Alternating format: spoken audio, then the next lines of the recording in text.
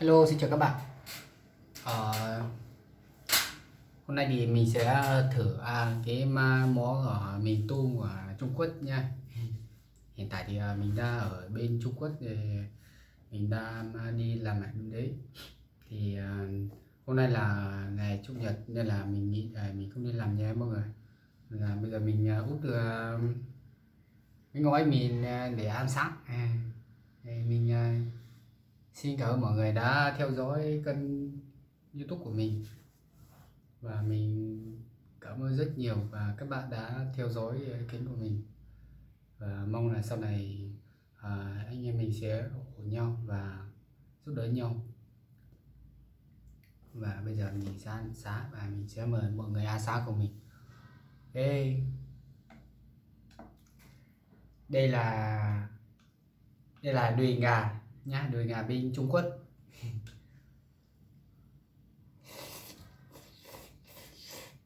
Uhm. Ngon, quá ngon. Nói chung là mì tôm của Trung Quốc thì nó kiểu nó có vị nhiều hơn thì nó ngon hơn cái mì tôm của Việt Nam mình nhá.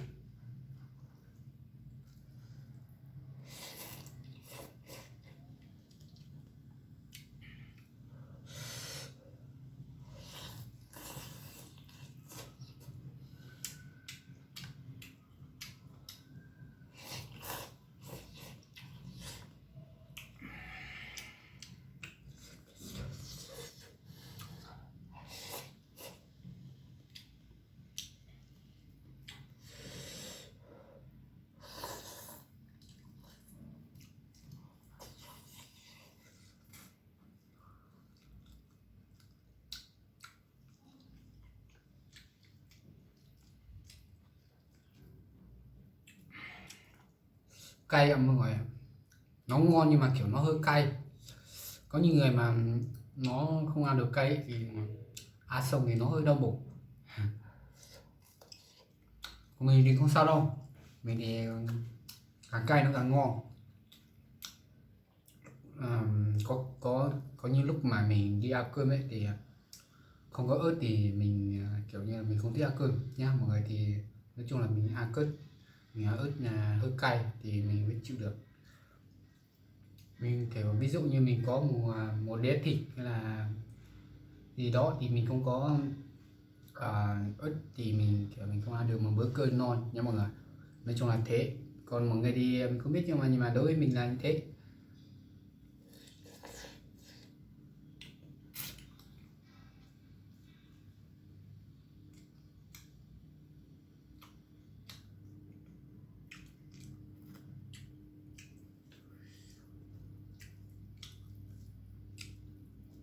Mời mọi người.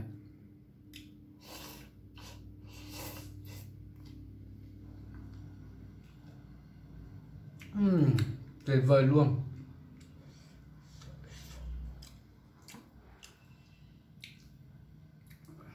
Này, ớt này, cái ớt này ngon, và cái loại ớt này là chưa đỏ mà nó chưa thành màu đỏ mà nó vừa mới ra nó xanh xanh thế này thì kiểu như là họ làm cái mì tôm này thì họ đã bỏ 2 cái hay là 3 cái đấy, nó để một túi xiên bé bé nó ở trong cái gói mì tôm, thì kiểu là mình ăn nó mới có vị mới ngon. Ngon thật, quá ngon luôn. Nhưng mà nó hơi mặn.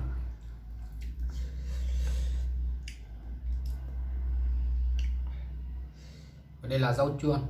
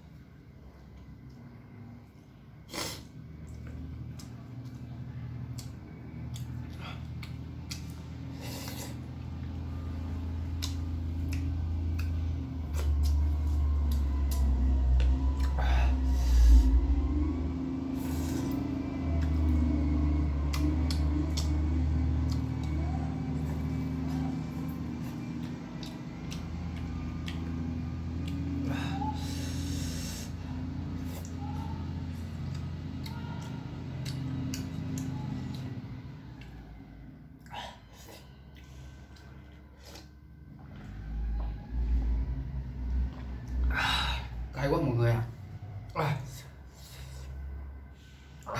Rồi bây giờ thì mình đã ăn mì xong rồi, mình đã ăn buổi sáng thì mình chỉ có ăn gói mì thôi, nên là mong các bạn sẽ ủng hộ mình, và có những người mà chưa đăng ký kênh ấy thì đăng ký kênh, với lại nhấn like và nhấn đăng ký để sau này mình sẽ cố gắng để làm video nhiều hơn ra cho các bạn xem. Và bây giờ mình sẽ nói lời chào các bạn, bye bye, để mình sẽ gần lại video tiếp theo nha.